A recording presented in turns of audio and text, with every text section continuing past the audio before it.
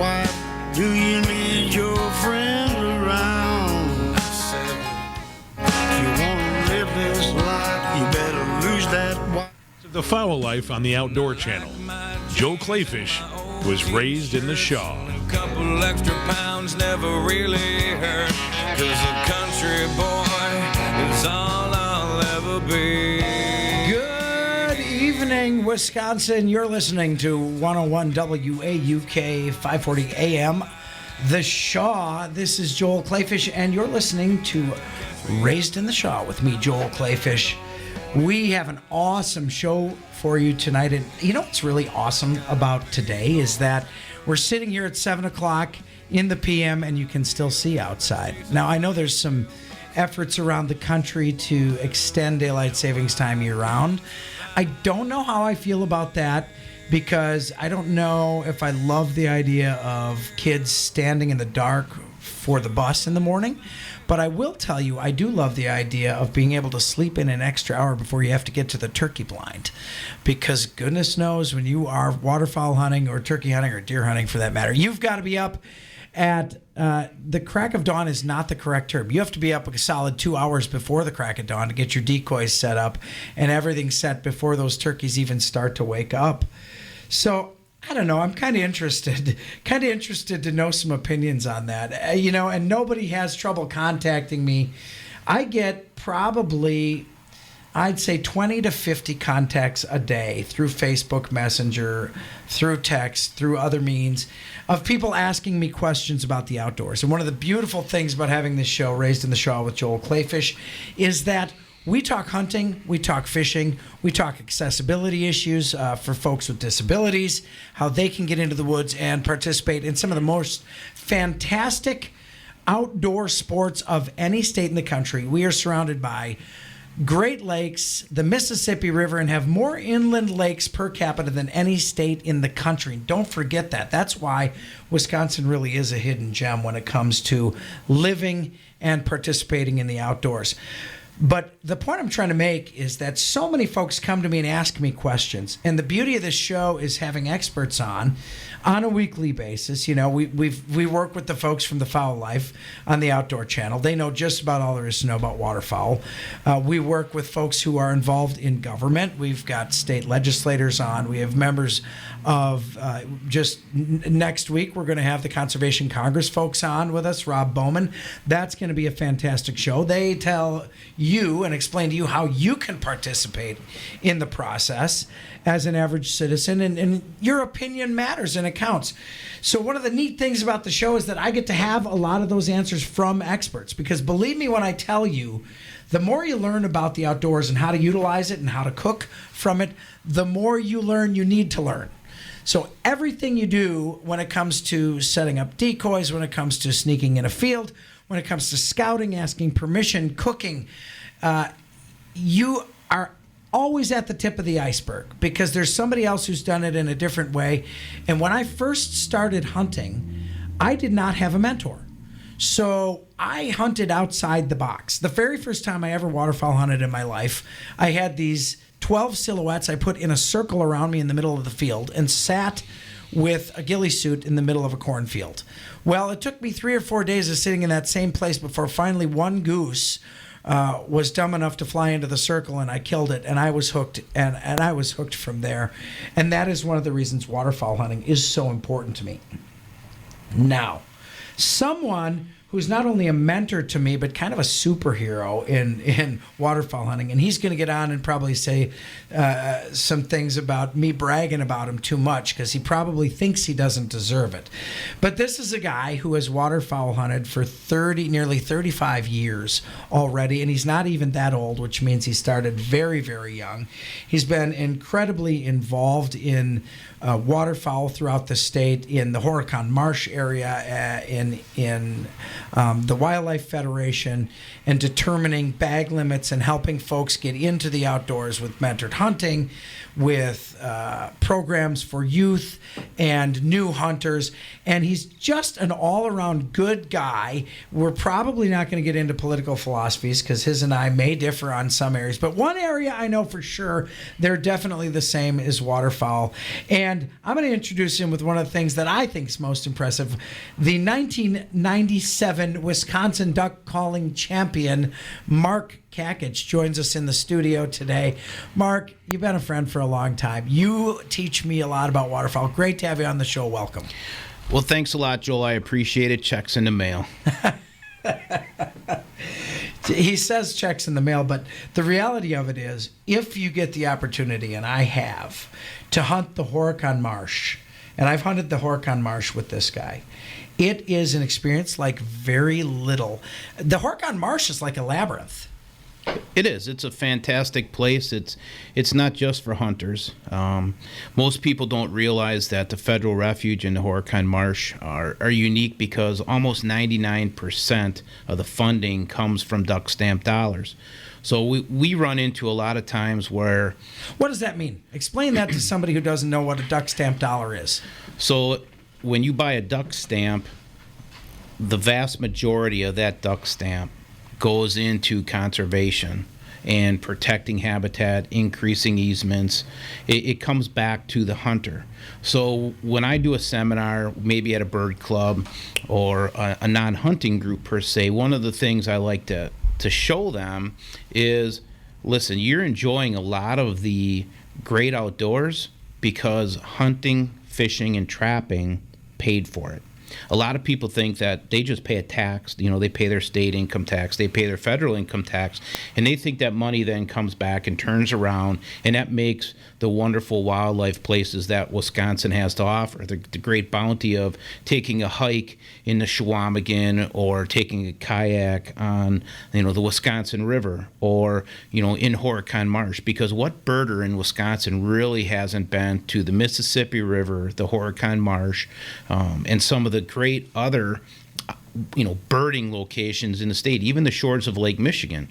When it comes to water clarity, all these things, hunting pays for a significant amount, and many people don't realize that. I don't think they do. In Wisconsin, when government has this big budget, a lot of people don't realize segregated funding is funding that is from a source to be used specifically on a specific source. And I don't think people realize when they're critical of hunting, and we can get into all the philosophies of hunting and how it's kind of nice where the right is meeting the left now on this organic food source. Mm-hmm. But I think people don't realize hunters spend a great deal of their money in every bullet they buy, in every shotgun shell they buy, every gun they buy, every stamp they buy to be able to hunt waterfowl. This money goes back into the resource, into conservation. We would not have the populations of bag limits we have if it weren't for them, would we? Not even close. Here in Wisconsin, the Department of Natural Resources, people should really take a look at what GRP money is to the Wisconsin Department of Natural Resources and how much the DNR actually gets from GRP money or tax-based funds. And as what I would consider an ex-politician, you know that better than most. And the Department of Natural Resources in this state, for better or for worse, people don't understand, their back is up against the wall, and they have to manage a lot of property with a budget that is continually shrinking along with a workforce. And I think, hunting, fishing, and sportsmen's dollars really make up the deficit. And thank God for Pittman Robinson right now, because our department, is definitely dependent on it. Well, let's move to a little bit of a tough topic then. You brought up some of the difficulties in funding sources and making sure you have conservation wardens out, in the field. And I want to be clear, personally, conservation wardens are a necessity in the field. They're the locks keep honest people honest enforcement branch. But I have to be honest with you, particularly when it comes to waterfowl. A lot of waterfowl hunters are frustrated, and a lot of them might say, you know what, good. I'm glad there aren't more wardens coming in the field. There should be fewer of them. Every time a warden comes in the field, he's looking for a reason to give me a ticket. Now, I don't think that's true. I don't think it's true with all the wardens. I think sometimes. But the rules that govern waterfowl, particularly in Wisconsin, are so intricate, bird identification, that I really think, and you know, Todd Schaller and I are good friends, and we've talked extensively about this, and I think he is the quintessential perfect example of a great person to be a conservation warden. Give when there's room to give, and buckle down when somebody is blatantly abusing the system. But part of the problem, I think, is that there is still a disconnect that needs to be worked on between law enforcement and the hunters in the field. Because if a hunter in the field feels that the enforcement branch is only adversarial, they're going to have a negative attitude. Now, I don't think they are only adversarial, but I think there's a balance there, and I think there's education on both sides that could still happen. So I can tell you, I spend most of my time in northern Waukesha and Dodge County hunting. And, growing up in Milwaukee and spending almost 30 years as a hunter safety instructor, I grew up in and around wildlife law enforcement. And I can tell you that there is a shift in what I would say is the general perception from law enforcement to the general public. And I think the good thing is we are now in a transition period where we are getting a lot of younger wardens. A lot of wardens are retiring, just because of the age. And in Dodge County especially, we have 2 younger wardens, and one of them is probably, I want to say, pound for pound, I don't want to give him a big head, and I won't mention his name, but in all the years in conservation work, he's by far heads and tails ahead of the pack. And the federal game wardens that work in Dodge and Fond du Lac over the last 10 to 15 years as well, they are what I would consider people game wardens, where they can communicate with the public and educate. And dealing with game wardens from around the country, I can tell anybody, whether you believe it or not, that not only are game wardens in Wisconsin on average, I wouldn't say the fairest, but they listen very well. Yeah, and I can hear bumper music, but before we go, I do want to say, I am going to name names. I'm going to say, if I had a question in the field, I called Mitch Grenier, I called Doug Zion, I called Todd Schaller, and I got answers that I needed. And you know what you do when you call them with a question? You establish a personal rapport with that person.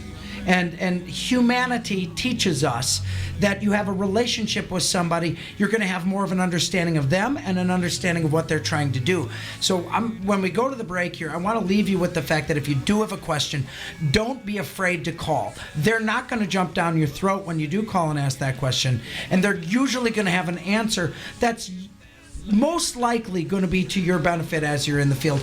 You're listening to Raised in the Shaw with me, Joel Clayfish. We got our guest, Mark Kakich. We'll be back right after this break.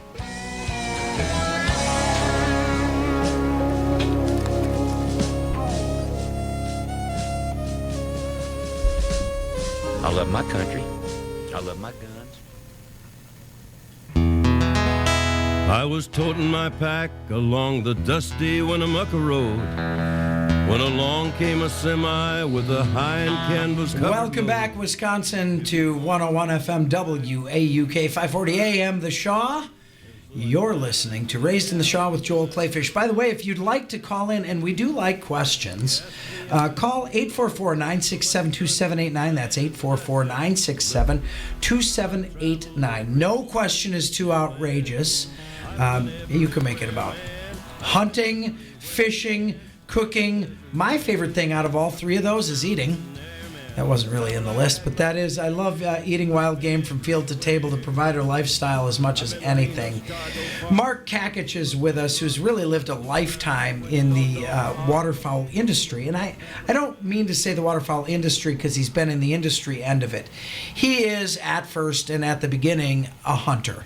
And he eats what he kills, and he's spent a great deal of time making sure that those in Wisconsin appreciate the resource, utilize the resource. He hunts a great deal in the Horicon Marsh. And how'd you get started in the Horicon Marsh area and dealing with that area, which is no joke, one of the best waterfowl hunting areas in the world? Not even in the state, in the country, but in the world. It's unbelievable. Well, Joel, I grew up in Bayview, and I cut my teeth with my family. My family hunted ducks, not deer. So it was growing up in Waukesha, hunting the lakes around here, and for a treat, I ended up in Horicon Marsh. And anytime I went to Horicon, it got more and more ingrained that that's really the place that I want to go. That's the place I want to spend my time. And I enjoy layout hunting on the lake. It's still a lot of fun, and I make a trip or two out to Waukesha and hunt the local lakes, Bark River once in a while. But for me, hunting in the cattails, it's a whole different, I guess, complete day. From watching the sunrise or sunset along the cattails, watching the marsh gas raise, the ducks fly, the geese fly, the sounds that you get, for me, that's what hooked me. I learned, very early on growing up that I didn't need to shoot a limit of ducks. And when the season, the bag limit went to 3 during the lean years in the 80s, I didn't care. And I just wanted to go to Horicon every day. I think definitely too many people place emphasis on the limit, getting the limit, shooting the limit, and I think social media is bad news when it comes to that, because I think social media has really proliferated this. I can do better than you, and I'm doing better than you by proving it by putting a limit or a pile pick. Don't get me wrong, I love a pile pick, and I love shooting a limit. It's fun as heck, as long as the waterfowl, the geese, or the ducks are utilized, are eaten, are not wasted, that's fine. But I will tell you, some of the greatest hunts I've ever had, I've never raised the gun out of the blind.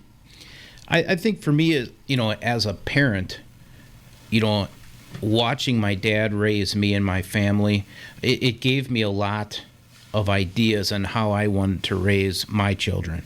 And when my daughter said, all right, I'm ready to go, let's go home. And I said, well, we got time to hunt. And she was like, I like breakfast. And that was when I realized I did okay. I did okay. And that was great. That breakfast with the camaraderie and sitting around the big table with 15 people, that's what she really liked. And that was great. Yeah, and everybody likes something different. What is the key, do you think? Because I have daughters, a 19 and 16-year-old daughter. I have a younger daughter who loves hunting with me, and they will ebb and flow on their interest in hunting. What advice do you have for those out there with kids or kids who've never hunted who want to give it a try but not too much pressure? There is a fine balance. So what I learned is you take what you can get, and that's where you leave it. You don't want to press it. And for my daughter, she didn't necessarily have a choice. She was born into it where this is what her dad did. But when she hit that 13, 14 years of age, it was, it's not cool anymore. Okay, I'm not going to push it. And then, in her high school years, all of a sudden, one time it was, hey, I think I'm going to go hunt with you again. Oh, okay. And from then on, it was, you come when you want. And that was great. And I have to tell you, I watch your daughter on the social medias, and she's got a very balanced, very fun life. And I think this is a great example for anybody out there. Alyssa, your daughter, she'll have a picture one day of herself in the duck marsh, but then she's at a concert with friends or she's cooking something fun. I think people don't realize the outdoors in Wisconsin, waterfowl hunting, any type of hunting, which is a year-round sport. There is year-round fishing or hunting available to everybody. And you can have it be as much as you want or as little as you want. So as your time is available, you can expand it or contract it to fit you.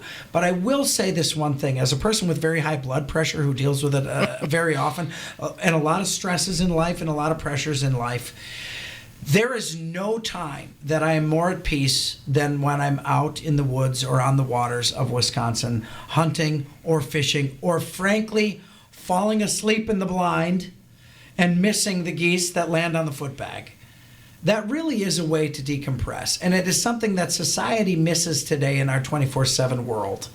Yeah, agreed. And I think, with the fowl life, now that you're involved with that, I think that's one of the keys that has made that show successful.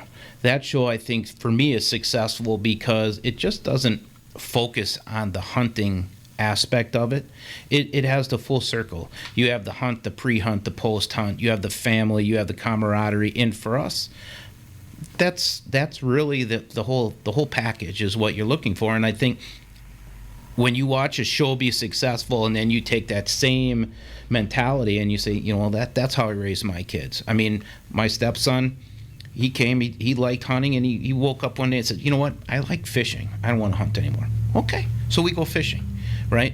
And I think that as a parent, you let them tell you how you're going to spend your time, and you have to make sure you can adapt to them so that you can find ways to make the kids enjoy the outdoors, because the more they enjoy the outdoors, they're going to turn into other things. And in his case, he loves to cook now. And part of that was because, he cooks the fish, he cooks the duck, he cooks the pheasant, and he's a darn good cook, And, there again, my wife, same deal. When she wants to come, she comes.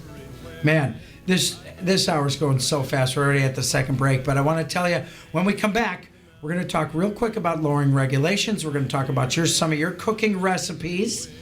We're going to talk about the Wildlife Waterfowl Expo that's coming up that you are setting up, how you can be a part of that and how you can join us for that. The Fowl Life is sponsoring that, Jargon Calls, and the Provider Lifestyle. We'll be right back on Raised in the Shaw with Joel Clayfish with Mark Kakich. And it may come to pulling teeth, but I think we're going to bring Dr. Tara Kirsten on for the last segment of the show today to talk about disabled accessibility in the woods. And that'll be fun, too. We'll be right back. Come. WK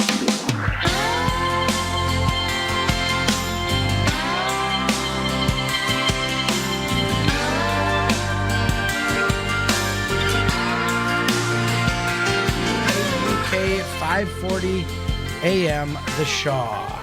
Hey, everybody, this is Joel Clayfish, raised in the Shaw, because I was raised in the Shaw. We've got Mark Kakich with us today, former state champion duck caller, incredibly involved in waterfowl management throughout the state of Wisconsin, and a fantastic hunter and a friend, a person I've been honored to share the field with.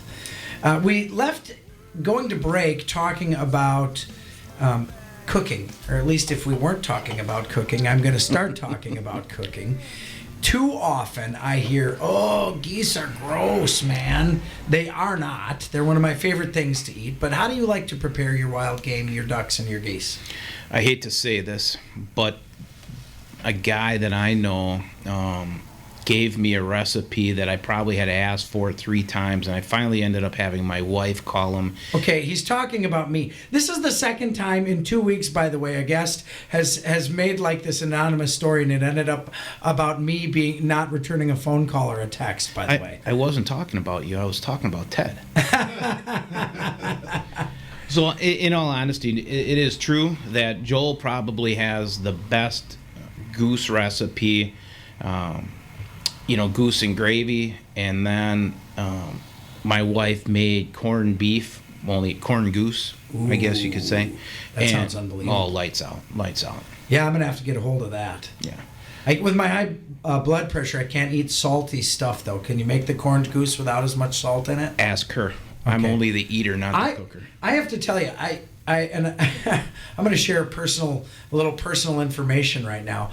I'm doing this intermittent fasting right now, where you only eat between noon and 6 every day, 15 grams of net carbs a day or less, and 2,000 calories or less a day, because my doctor basically said you're fat and you need to lose weight. So I've been working on that, and actually, with some success, I will say. But something about wild game, the beauty of wild game is that you can tailor it to nearly every recipe, and you can tailor it to a very healthy balance in your diet. The meats we're talking about, all the meats that are harvested, are very lean proteins, and they're extremely versatile. So you hunted with your dad quite a bit, yes? Mm-hmm. Yep. How did you guys cook your duck growing up when you were a young kid? And is it different then than it is now? At some point, we realized that there was bacon in the world, and it changed everything. We did a lot of diver hunting, and I don't care what anybody says. I mean, divers are fun to shoot, but that's pretty much where it stops for me. My grandpa loved bluebills, redheads, and canvasbacks, and I said, hey, great. Great. You can eat them. You can eat 'em. You can eat them. Yep. Well, everybody criticizes divers for tasting like fish, or tasting fishy, I should say. They eat fish. Of course they're going to taste Yeah. fishy. Yeah. But we have no problem going to a seafood restaurant and ordering fish, which tastes like fish. I love walleyes, perch. They're great. Okay. Well, on the divers, I'm going to give you a little secret here with the divers. The three things that break down the gamey taste of meat or the fishy taste of meat in ducks are acids, because the taste is in the enzymes and it's in the base of the meat. So acids break down bases. So acids, heat over time, which is the crock pot, the Traeger, the Instant Pot, and physically breaking it down. So physically grinding takes that away. So when you've got your diver ducks and you want to eat them, don't be afraid to put them on the Traeger or in the crock pot. Fill it with water. Add an acid to it. Wine vinegar, lemon juice, lime juice. That acid over time will take all of that taste out. And I have had people sit and eat diver ducks and tell me it was the best shredded beef they've ever had. And I said, well, you're eating a buffalo head. And they don't even believe it. I'm telling you. It's delicious. Can't get you shaking your head as you're not a believer. But I made you a believer with goose. I would make you a believer. I'd make you a merganser believer. Not happening. I can smell a merganser a mile away. I'm going to sneak it into your burrito one of these days, and then you're going to say, holy cow, he was telling me the truth. Let's change topics now. I don't know if we should do this now or the next segment, but I'm going to do it now. I brought some jargon calls in with me, and I have to be honest, these calls arrived at my house today, and I'm really excited about them because Jargon's got some new duck, a new duck called the Megaphor, and I want you to talk. For a person like me who's hunted for a while, I'm still not a great duck caller. I'm not a great goose caller. On a scale of 1 to 10, I'd put myself at a 3 or a 4. What are some things, and a lot of times one of the animosities people have, or one of the things they're worried about getting into hunting, is actually knowing how to blow a call. So talk to me for a minute about the importance of the call, and then why don't you give us a couple quick tips on some easy calls, and let's hear you practice one of them on the Megaphor. I think the easiest tip that I can tell anybody, I think anybody that is adequate on a duck or a goose call will tell anybody that's still in the beginning learning stages, is you have to make a concerted effort to be good at blowing a duck or a goose call. The difference of 1980 whatever and today is the internet. There are so many opportunities to view instructional tutorials or watching somebody teach you how to use that duck or goose call that it makes the learning curve so slight. It is so much better and easier to learn how to blow a duck or a goose call. And I think if I was to tell one tip to any duck or goose caller, it's know when not to call. It's not knowing when to call, it's knowing when not to call. And I think that's the hardest thing for people to learn, is knowing how to read the birds. And once they can figure that out, and it comes after practice and years and trips in the field. What is the key to reading birds? Spending time. And that's the good thing about Wisconsin. It's 12 months. You have to find a way to make duck hunting or goose hunting last 12 months. For me, for a long time, it was blowing a duck and a goose call 12 months. And my mom and dad would probably be able to tell you it was pretty painful for them. And my wife will tell you that I spend some time in the garage. But I think that concerted effort, just practice. See, like I said, I'm not great at it, and I always tell people the first 2 rules of duck hunting are that, number 1, they don't come to calls, and number 2, they never commit. And you told me one day, you said, the best duck call is the one that's left in the car. So I don't want to look, you can be a great hunter by setting up a great spread. First of all, scouting. You have a decent place to hunt, a well-scouted place with a decent spread. You have a very good chance of harvesting ducks. But the duck and goose call have become the artistic component of waterfowl hunting.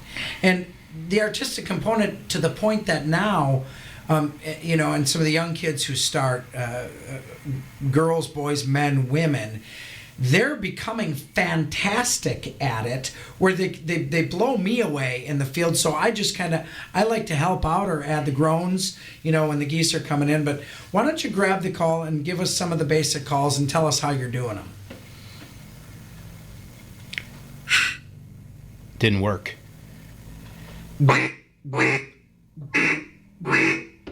The first thing is you have to find the breaking point of the call, because some people will blow hard, some people will blow too soft. So you got to find out where that breaking point is in the call.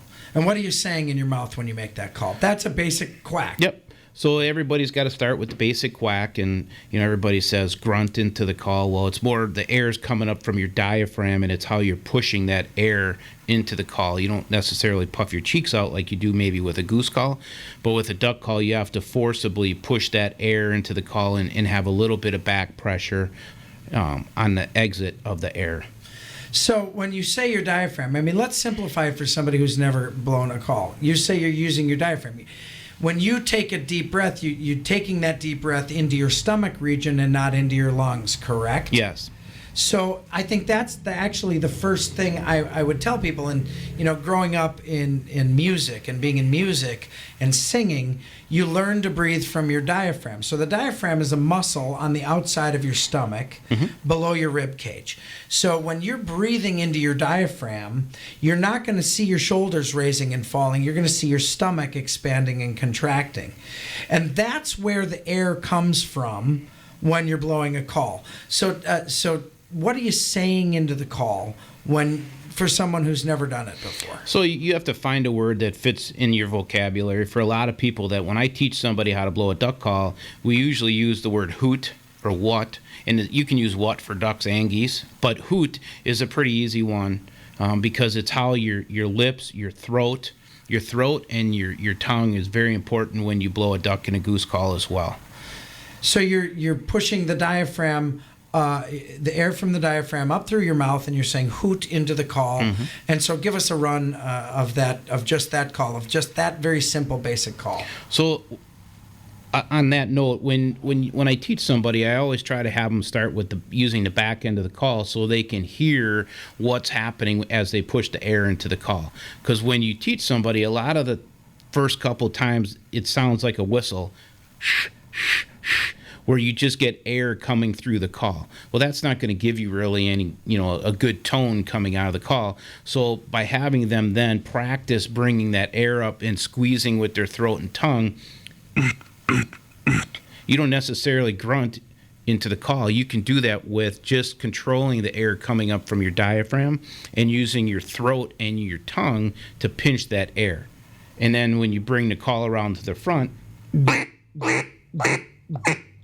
you can pinch it off and get a little bit squeakier of a call, like at the end there, or you can open it up and get more raspy.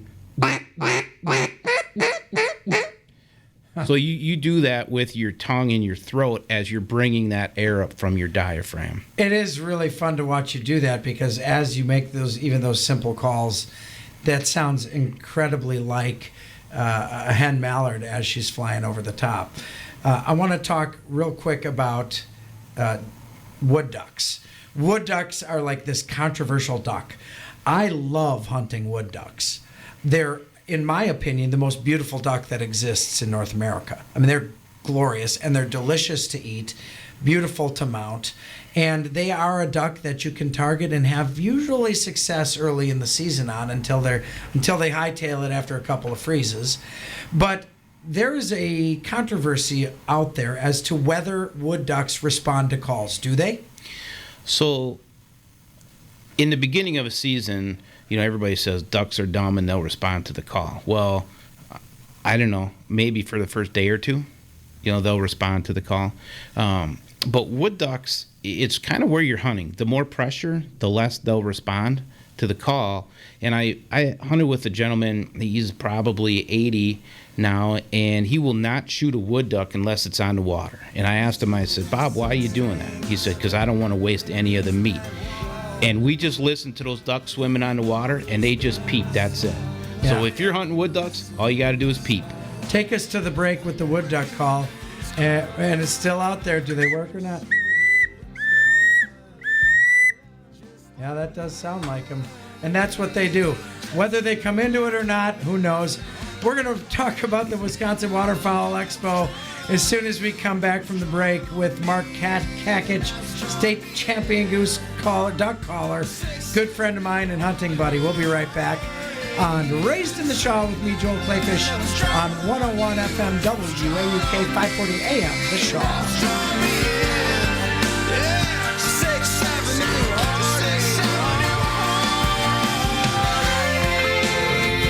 Was that man, but I see six strings laid against that wall. Welcome back to the show, everybody. You're listening to Raised in the Shaw on 101 FM WAUK 540 AM, The Shaw. I'm your host, Joel Clayfish, along with Mark Kakich in the studios here in Waukesha. And if you ever want to walk by, we're right on Wisconsin Avenue downtown. And this downtown is fantastic, but it is a fishbowl of a studio. So come on by, wave, give us a thumbs up. Who knows? We might even put you on the radio. The show's called Raised in the Shaw. Mike Crute, the owner of the station, and I had a great conversation about what Waukesha wants, what Waukesha likes. And this really is a hub as far as hunting and fishing in southeast Wisconsin. A lot of people think, Mark, I know you'd agree with this, a lot of people think of Wisconsin as up north. You got to go up north, to do the hunting and all that. But the reality of it is southeast Wisconsin is incredible for its hunting opportunities. I think southeast Wisconsin is incredible for anything outdoor related. From Lapham Peak State Park, they probably put more people through Lapham Peak than probably any other park, maybe Devil's Lake. You got some of the best muskie fishing, great walleye fishing, great deer hunting, phenomenal turkey hunting, and excellent duck hunting. Plus, you got Lake Michigan without including anything. It's a standalone right there. I wish I could hunt from the Target Distribution Center parking lot because there's turkeys in it every day that I drive by there.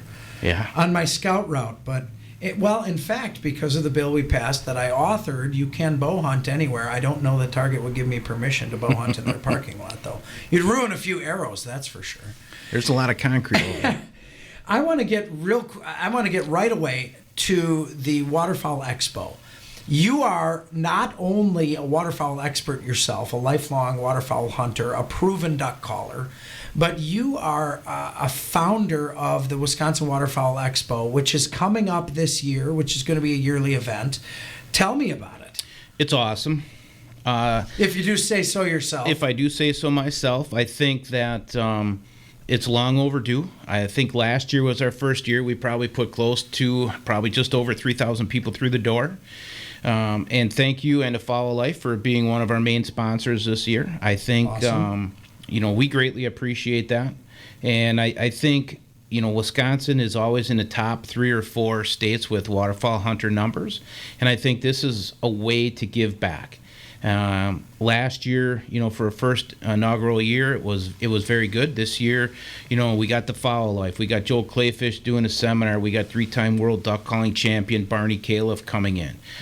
Probably one of the best duck callers I've ever heard in my life. And, we have dog training. We have other, food demonstrations for cooking. It's fantastic. We have the state duck and goose calling championships at the event. We have the state turkey, pheasant, and waterfowl stamp judging contest. This year we're going to have our state decoy carving contest there as well, and a national decoy carving competition there. So I think, wow, aside from walking in and seeing vendors for War Eagle bows, you don't have to be a hunter to come to this. Correct. I mean, this a lot of that stuff sounds fascinating across the board for anything. And folks, I want to point out the Fowl Life is going to have a booth there, and I am going to be. We're going to figure out. My mind is blowing up with ideas at this stage of the game, and we're going to get it all nailed down. But we're going to have demonstrations. I have roped Mark Kakich into a duck calling demonstration. We're going to have former state champion goose caller Dave Nelson. He's going to be doing a demonstration. We're going to be serving some sample wild game cooked on Traegers, which will be, well, I hope it'll be fantastic. I'm still figuring out how I'm going to race from outside to inside to serve it. But this is an event. This is an event for anybody in any family with Correct. any likes, correct? Yep. So, we got the BB gun range, we got the youth archery range, we'll have a youth section. There'll be something there for everybody. We have local community vendors. Sherpers is a phenomenal sponsor of this event. Sherpers is a phenomenal store. Correct. Yep. When it comes to Wisconsin outdoors, Sherpers has, they've made a niche for themselves. And if I can, real quick, the Sherper family really is exactly what we were talking about when we said the Fowl Life focuses on family, lifestyle. The Sherper family and the Sherper stores, everything for the outdoors and more is their motto, and they mean it when they say that. So come to the Waterfowl Expo. Give us the dates, give us the website real quick so we can make sure that you can find it. Last Saturday in August 27th this year, at the Sunnyview Expo grounds in Oshkosh. And you can go to waterfowlhunterexpo.com and you can sign up. You can buy your tickets. We'd love to see local vendors there. If you have waterfowl-related products, whether it's cooking, gear, boats, motors, there's a spot for you. The vast majority of the event is indoor. And, we try to promote local vendors. Lucky Duck is another major sponsor, So I think, bring your family. It's going to be awesome. I can't wait. I'm going to bring into the show for the last couple of minutes here some friends of mine. You guys have met Ted Malkowski, who's been on the show before, and Dr. Tara Kirsten, who is the Chief Medical Officer for NuMotion, one of the largest wheelchair and accessibility companies in the country.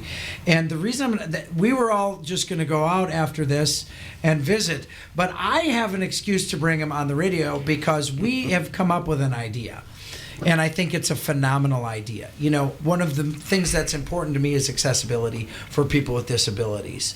And we were talking about accessibility combined with a hunt in an area of the state that hunting's not allowed. And this is a mentored hunting area, and it is a federal reserve in the Horicon Marsh. So, Dr. Tara Kirsten, welcome to the show. Thank you for being here. How much have we moved in the direction of technology for folks to be able to utilize mobility equipment who are disabled and in some cases severely disabled to get out there and enjoy the outdoors?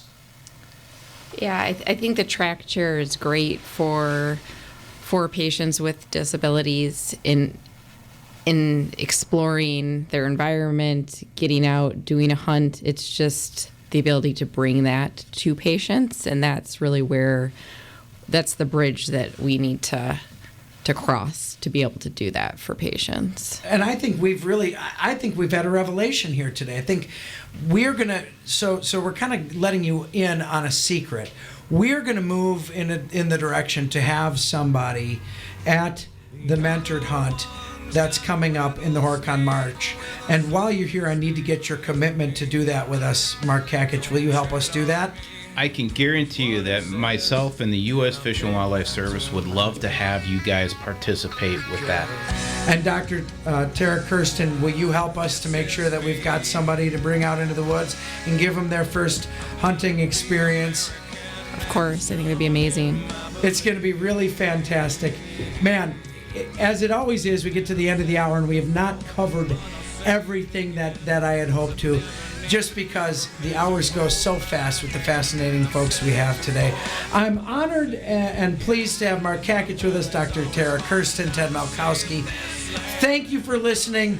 We'll see you next week on Raised in the Shaw with me, Joel Clayfish. Thanks for listening to 101 FM WAUK 540 AM, The Shaw. Thank you, Joel Clayfish.